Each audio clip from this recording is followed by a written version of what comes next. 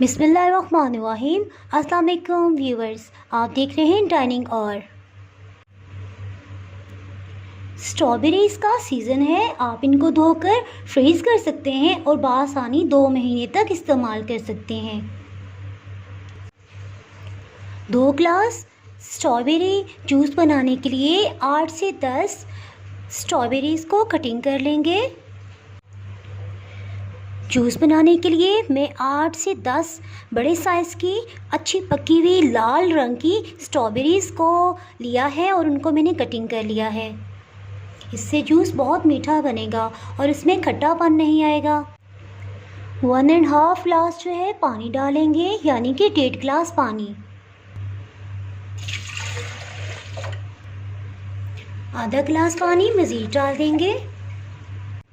10 बड़े साइज़ की सुरख strawberries add कर देंगे। 2.5 टेबलस्पून 2.5 खाने के चम्मच चीनी शामिल कर देंगे। इसको अच्छे से ब्लेंड कर लेंगे।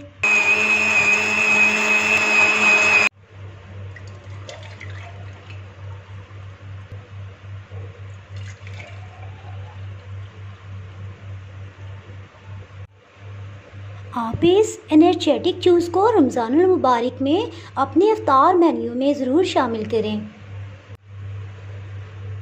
अगर आपने मेरा चैनल अभी तक सब्सक्राइब नहीं किया तो भी सब्सक्राइब करें और बेल आइकन दबाना ना भूलें, ताकि आपको मेरी वीडियोस बर वक्त मिलती रहें।